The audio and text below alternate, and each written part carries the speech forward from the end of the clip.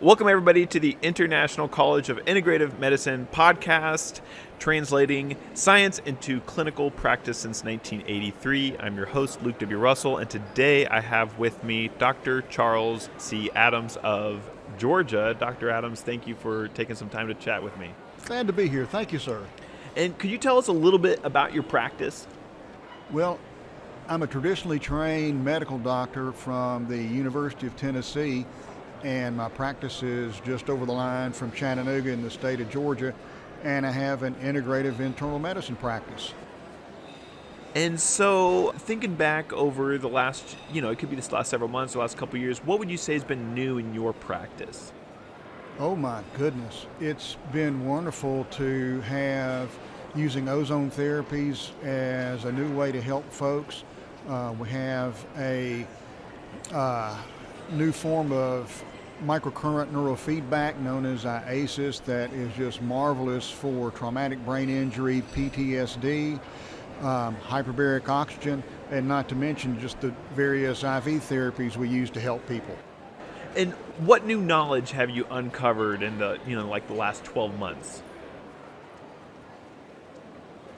Well, a whole bunch. Yeah. I mean, I honestly don't know where to start, but there's also a process of learning about these therapies and always how to better use them by interacting with my fellow doctors and what they're doing and what works and what gets results. Can you think of any particularly interesting patient stories, anything you've seen over the last year that you thought, like, just how exciting the way all these therapies are able to influence your patients' lives? The first one that pops in my mind, and just in terms of changing the trajectory that someone was on, I mentioned the microcurrent neurofeedback. One of my patients is a former Marine in his early 70s, and he acts, looks, and thinks like he's in his 40s. And he played high school football. He played football for the University of Virginia. He was involved in some sort of explosion in Vietnam, but he was hooting and scooting and doing just fine. And on his farm one day, he bumped into a fence with a tractor, and he did not see the 2x4 swinging around and hurtled into his head. And here my 70-year-old, 40-year-old buddy all of a sudden looked like he was 80. I mean, poor guy. And in 4 treatments, we were able to bring him back to the guy that I knew.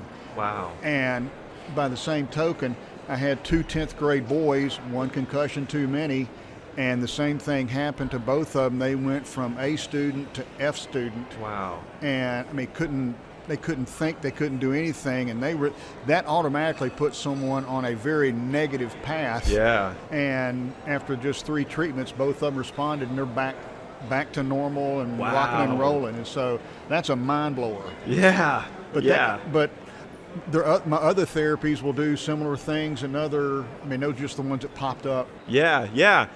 What's the most startling thing you've seen over the last year? Whether it's like a health trend or maybe a specific case. Well, let me change your question to how did I get into all this stuff? Yeah. And here I'm your traditionally trained internal medicine. I'm new to practice. I'm ready to go.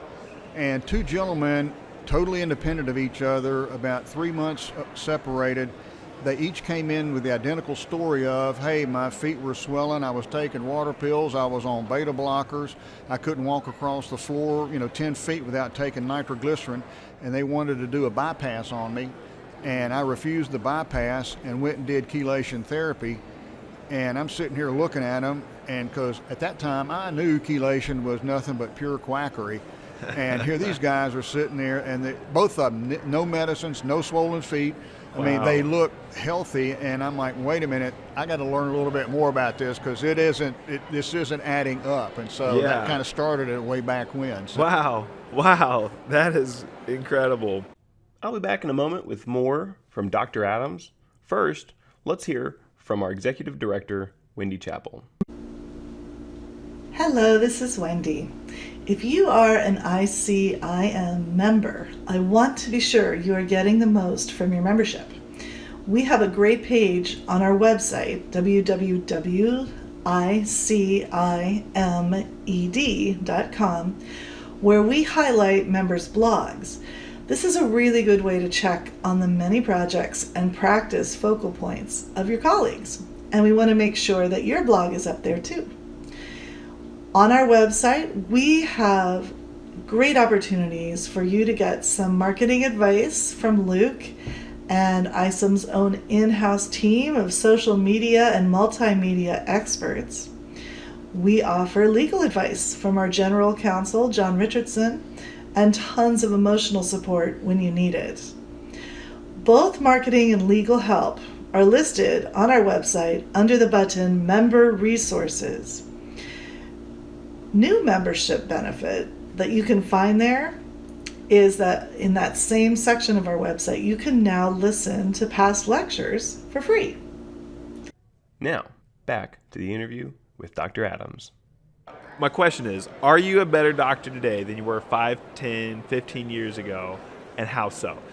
Well, just like going to these conferences, you realize just how much you don't know, and you sure are not the smartest person in the room.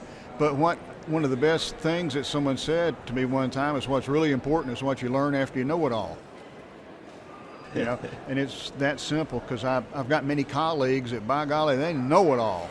And everybody in this room knows a bunch, but they know, others of us that know something that they don't, and we need and use that information. So yeah. What do you wish you had learned in med school? Everything.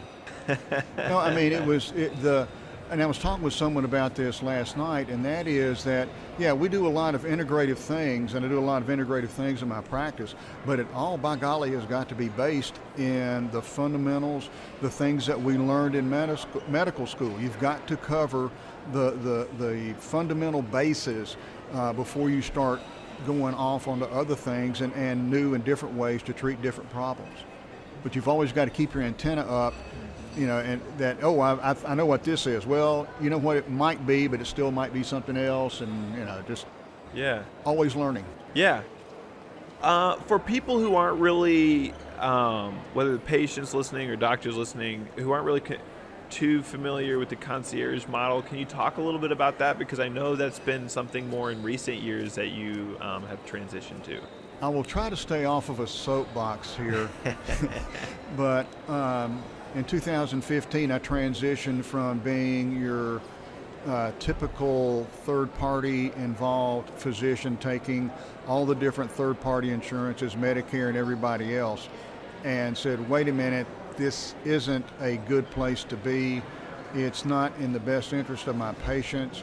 It's not a good idea to try to practice production medicine and brag about, well, I saw 42 patients today and I saw 58 yesterday.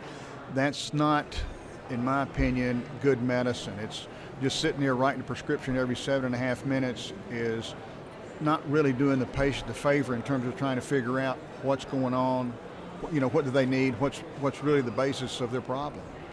And so the concierge format has dramatically changed that. And most concierge practitioners love spending anywhere from 30 to 40 minutes to an hour with each patient to try to figure out what's going on, why is what going on, and what can we do to improve the situation. And so that's really the wonderful luxury. And also, because you've got fewer patients, you're able to better communicate, through the different modalities. It's just a much more wonderful basic way of practicing medicine as opposed to being, on some sort of bonus production scheme or something.